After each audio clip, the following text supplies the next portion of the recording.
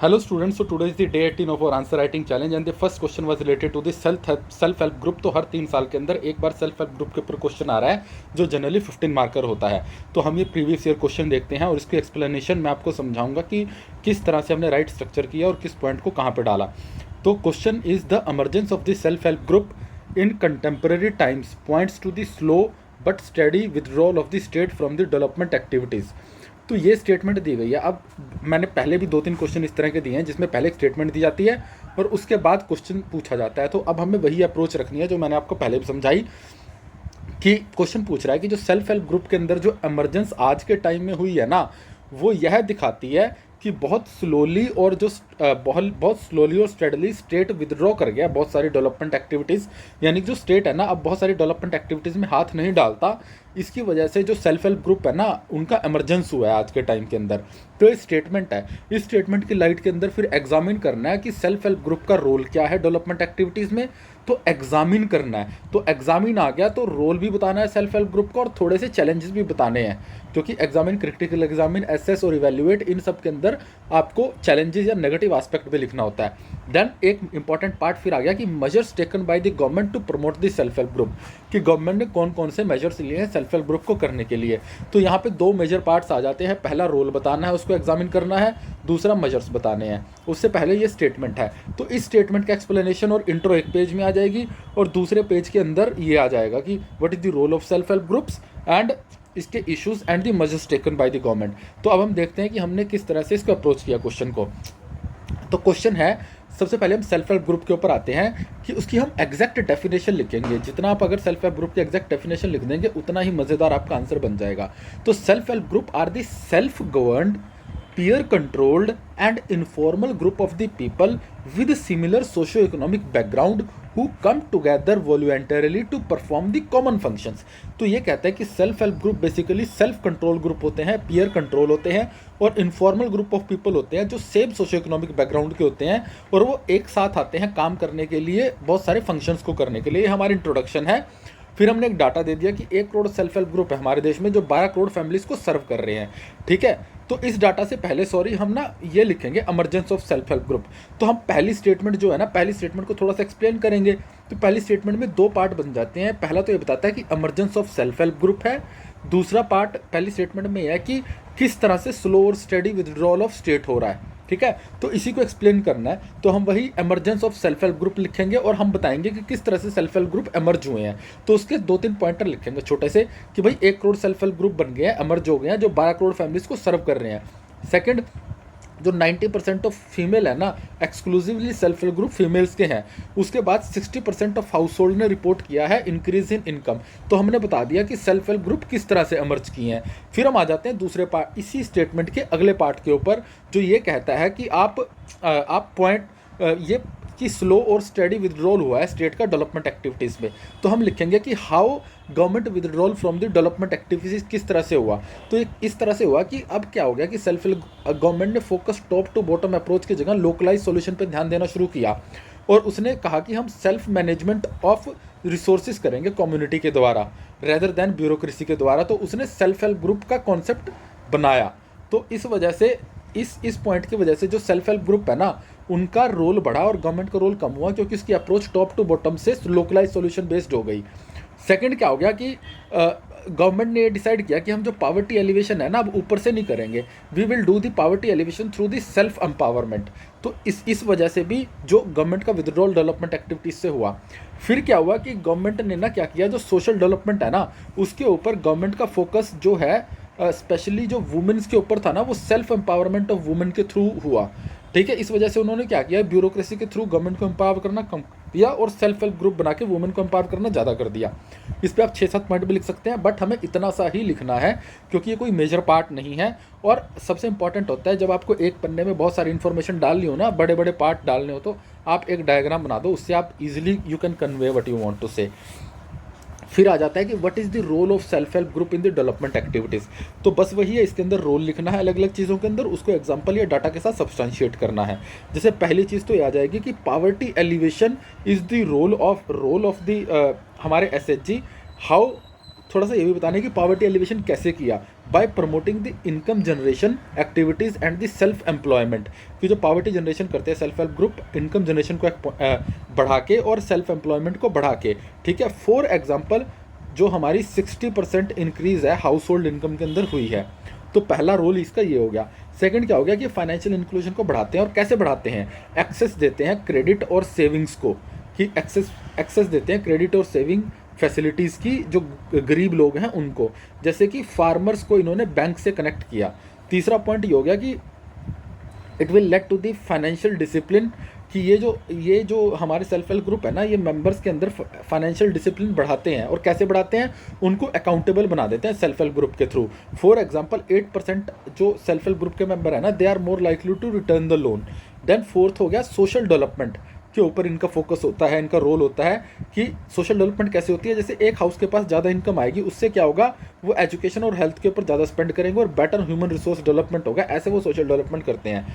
Then women empowerment के ऊपर focus होता है, कैसे वुमेन एम्पावरमेंट पे फोकस होता है, जेंडर इक्विटी को बढ़ा के वुमेन एम्पावरमेंट के ऊपर फोकस होता है। जैसे 90% सेल्फ हेल्प ग्रुप है ना, वो वुमेन्स के हैं एक्सक्लूसिवली, ठीक है, वो वुमेन्स के हैं एक्सक्लूसिवली।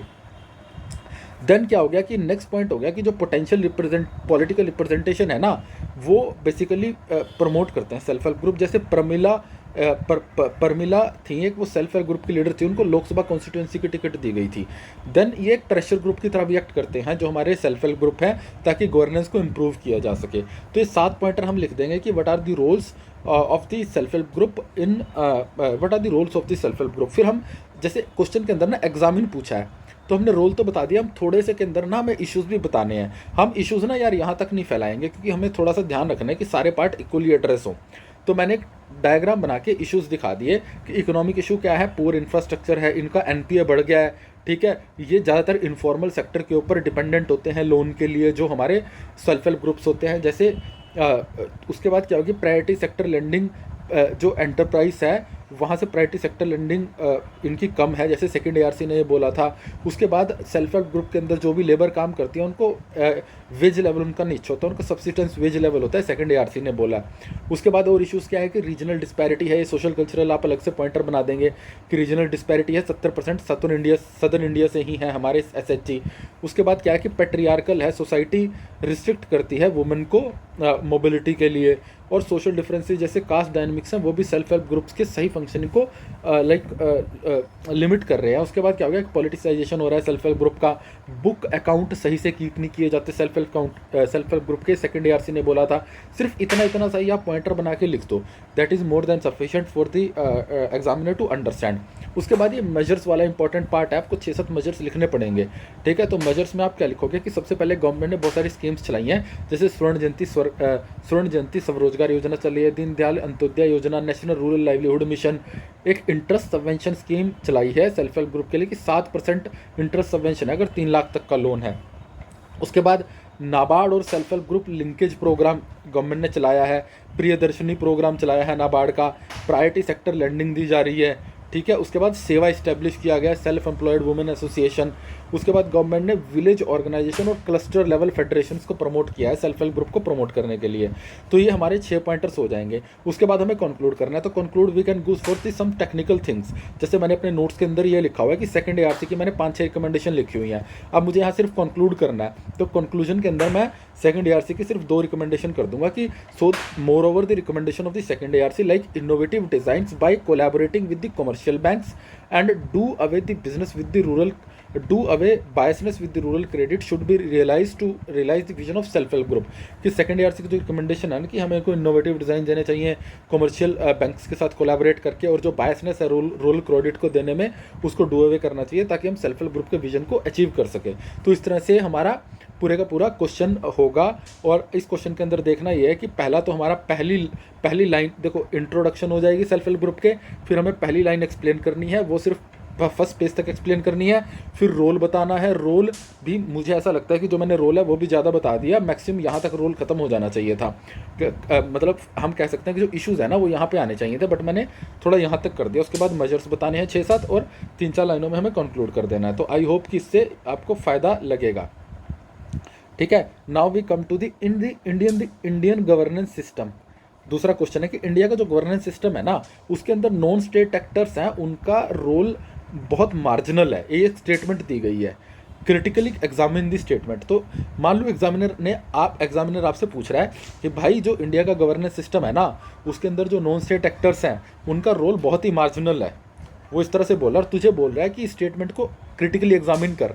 तो मैं एग्जामिन इसको इस तरह से करूँगा कि भाई नॉन स्टेट एक्टर्स का मतलब ये होता है हमारे देश के, और 3-4 एग्जाम्पल नॉन स्टेट एक्टर्स के ये हैं, और फिर मैं ये बोलूँगा कि भाई इनका मार्जिनल रोल है या नहीं। मैं बोलूँगा कि ना भाई इनका तो मार्जिनल रोल है नहीं, क्योंकि ये इनका मार्जिनल रोल नहीं है क्योंकि ये तो इतने बड़े बड़े काम कर रहे हैं, इन्होंने तो बहुत बढ़िया काम किया हमारे देश के अंदर। फिर मैं ये दिखाऊंगा कि हाँ भाई इनके मार्जिनल रोल बोल सकते हैं क्योंकि कुछ चैलेंजेस हैं, फिर मैं चैलेंजेस लिखूंगा। मैंने यहाँ पे चैलेंज 3 लिख दिए, मेरा तो मानना है कि 4 चैलेंज लिखने थे, चैलेंजेस यहाँ से आना चाहिए था। तो मैंने खुद ये क्वेश्चन थोड़ा सा मिसस्ट्रक्चर कर दिया, ठीक है। मैंने पहले पार्ट में ज़्यादा माल डाल दिया, उसके बाद कंक्लूजन वही 3-4 लाइनों का करना है। तो अब हम आ जाते हैं कि किस तरह से इस आंसर को लिखा गया। तो जब वो आपसे पूछता है कि नॉन स्टेट एक्टर का रोल बहुत मार्जिनल है इंडियन गवर्नेंस सिस्टम में, आप बताओ, तो मैंने सबसे पहले नॉन स्टेट एक्टर डिफाइन किया। Non state actor refer to the entities that are not part of the government but plays a significant role in influencing the policy and implementing the programmes.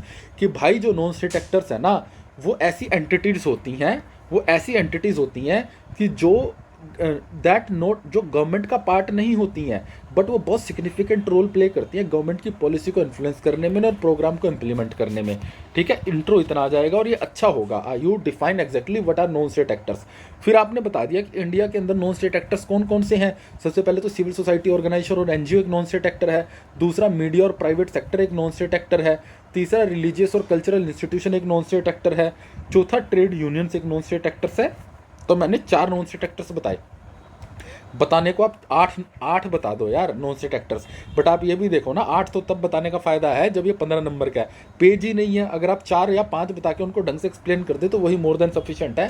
तो just pick 4 और 5 non state actors जो ज़्यादा valuable है India के अंदर, ठीक है। तो अब हम आ जाते हैं मेन बॉडी के ऊपर। फिर हम ये लिखेंगे कि what are the role played, कि रोल प्लेड जो होता है ना, इनका कंट्रीब्यूशन कैसा रहा है। कंट्रीब्यूशन लिख दो, यहाँ पे रोल प्लेड लिख दो जो भी। तो उसमें पहला आ जाएगा कि सिविल सोसाइटी ऑर्गेनाइजेशन का क्या रोल रहा है।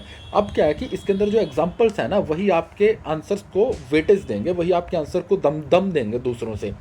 बहुत जर्नलिस्ट आंसर होने वाला है क्योंकि ये कंटेंट ही जर्नलिस्ट होता है गवर्नेंस का। जो गवर्नेंस का कंटेंट जर्नलिस्ट होता है उसको दूसरों से अलग एग्जाम्पल, डाटा, कमिटीज़ ये सब यूज़ करके किया जाता है, ठीक है। तो आप शून्य का ना एक मटेरियल है फॉर एग्जांपल डाटा का, एग्जांपल्स का, उसे खरीद लेना। 8 पन्ने का भरमार के एग्जांपल आ जाएंगे आपके पास। तो सिविल सोसाइटी ऑर्गेनाइजेशन का क्या कंट्रीब्यूशन है कि ये एडवोकेट करती हैं सोशल, एनवायरमेंट और ह्यूमन राइट्स को, ठीक है। दूसरा क्या करती हैं, ये ब्रिज की तरह एक्ट करती हैं गवर्नमेंट और मार्जिनलाइज सेक्शन के बीच में। एग्जांपल दे दो, एमनेस्टी इंटरनेशनल, ऑक्सफैम और सेवा करके 3 आपने सिविल सोसाइटीज़ के एग्जांपल ले लिए। लिखने को मैं 6 पॉइंटर लिख दूं, बट कोई ज़रूरत नहीं है, इतना मोर देन सफिशिएंट है क्योंकि मुझे 4 हेडिंग्स कवर करने हैं। फिर मीडिया और प्रेस है मीडिया और प्रेस भी एक तरह से देखा जाए तो ये हमारा नॉन स्टेट एक्टर है। तो ये क्या काम करता है, इसका रोल क्या करती है, ये पब्लिक ओपिनियन को स्वे कर रहा है, ये गवर्नमेंट को अकाउंटेबल बना रहा है, ठीक है। पॉलिसी के अंदर चेंजेस लाने में मदद कर रहा है, जैसे इन्वेस्टिगेटिंग जर्नलिज्म स्टिंग ऑपरेशंस हो जाता है, उससे अकाउंटेबिलिटी बढ़ती है। मीडिया की डिबेट से गवर्नमेंट की पॉलिसीज क्रिटिसाइज होती हैं और पब्लिक अवेयरनेस बढ़ाता है ये हेल्थ और एजुकेशन ड्राइव के बारे में। फॉर एग्जांपल कोविड के बारे में इसने बढ़ाया था, ठीक है। पब्लिक अवेयरनेस और हेल्थ एजुकेशन बढ़ाता है। फिर तीसरा क्या हो गया, प्राइवेट सेक्टर के केस में क्या हो रहा है, जो प्राइवेट सेक्टर है ना वो कंट्रीब्यूट करते हैं नॉन स्टेट एक्टर इंडिया की नेशनल इकोनॉमिक ग्रोथ को, और कैसे करते हैं, जॉब क्रिएशन और एक्सपोर्ट्स बढ़ा के। दूसरा, ये गवर्नमेंट के रिसोर्सेज को एनरिच करते हैं टैक्स देके, और ये खुद वेलफेयर सर्विसेज करते हैं CSR के थ्रू। तो प्राइवेट सेक्टर का कंट्रीब्यूशन आपने बता दिया कि इनका कंट्रीब्यूशन मार्जिनल नहीं है, ये भी बहुत बड़ा काम कर रहे हैं, जैसे टाटा और इन्फोसिस का एग्जाम्पल दे दिया आपने। फिर रिलीजियस इंस्टीट्यूशन के बारे में लिखेंगे कि ये किस तरह से मार्जिनल रोल नहीं, बड़ा रोल प्ले कर रहे हैं। रिलीजियस लीडर्स है ना, तो वो इंटरमीडिएट की तरह काम करते हैं गवर्नमेंट और कम्युनिटी के बीच में, तो एक लिंकेजेस और टॉलरेंस और एक म्यूचुअल कोहेरेंस का एनवायरनमेंट क्रिएट करते हैं, जैसे all India Muslim personal law board हो गया। दूसरा, चैरिटेबल वर्क भी करते हैं कि लोगों को हेल्थ प्रॉब्लम्स है तो वहाँ हेल्थ कैंप्स ऑर्गेनाइज करेंगे, जैसे अक्षय पत्रा फाउंडेशन। तो रिलीजियस इंस्टीट्यूशंस भी अपना रोल प्ले कर रहे हैं, और ट्रेड यूनियन का रोल है कि वो वर्कर्स के इंटरेस्ट को प्रोटेक्ट करते हैं, उनकी वजह से मिनिमम वेज एक्ट आया। ये सारा सामान मुझे यहाँ तक डाल देना चाहिए था और चैलेंजेस यहाँ लाने थे ताकि मैं 2 चैलेंज और लिख पाता, ठीक है। और उसके बाद चैलेंज, बट इनमें अभी भी चैलेंजेस हैं। चैलेंजेस क्या हैं कि इसकी ट्रांसपेरेंसी और अकाउंटेबिलिटी के इश्यूज़ हैं। जैसे 90% एनजीओ हैं वो तो अपनी बैलेंस शीट ही सबमिट नहीं करते। सेकंड क्या है, कॉन्फ्लिक्ट ऑफ इंटरेस्ट है बेसिकली इन सब नॉन स्टेट एक्टर्स को लेके, क्योंकि वो अपना इंटरेस्ट फॉरवर्ड करते हैं गवर्नमेंट के सामने, मास इंटरेस्ट को फॉरवर्ड नहीं करते। तीसरा क्या है, ये अंडरमाइन करते हैं गवर्नमेंट के रोल को, क्योंकि गवर्नमेंट की कोर रिस्पॉन्सिबिलिटी जो हेल्थ और एजुकेशन की है ना, अपने ऊपर ले लेते हैं, तो पब्लिक के सामने गवर्नमेंट की इमेज डाउन होती है। उसके बाद नेक्स्ट क्या हो जाएगा कि फिर हम कंक्लूड कर देंगे। कंक्लूड वही 4 लाइनों के अंदर, वी विल सजेस्ट सम 2 और 3 थिंग्स कि हम नॉन स्टेट एक्टर्स को कैसे बेटर करें। तो हम लिखेंगे so the non state actors must be well regulated, इनको बहुत अच्छे से रेगुलेट करना चाहिए। कैसे करना चाहिए, इनको रजिस्टर करके रेगुलेट करना चाहिए, इनको बैलेंस शीट को सबमिट करके रेगुलेट करना चाहिए, और ट्रांसपेरेंसी लानी चाहिए इनकी working of board of governor के अंदर। तो मैंने 3 चीज़ें डाल दी, कोई मैंने बहुत ब्यूटीफुल पैराग्राफ नहीं बनाया, आई जस्ट सजेस्टेड 3 थिंग्स। यहाँ आप वे फॉरवर्ड करके भी लिख सकते थे 1 2 3, और ऐसे भी चल जाता है कि non state actor must be well regulated through the registration, submitting the balance sheets and transparency in the working of the board of governor. तो ऐसे हमारा कंक्लूड हो गया। आई होप ये वीडियो देख के आपको समझ आया होगा कि इन दोनों आंसर्स को कैसे स्ट्रक्चर करना है, कैसे अपने कंटेंट को लिमिटेड वर्ड्स के अंदर डालना है, how to well interpret the question, how to make the conclusion, and what are the right intros. So all the best, see you tomorrow.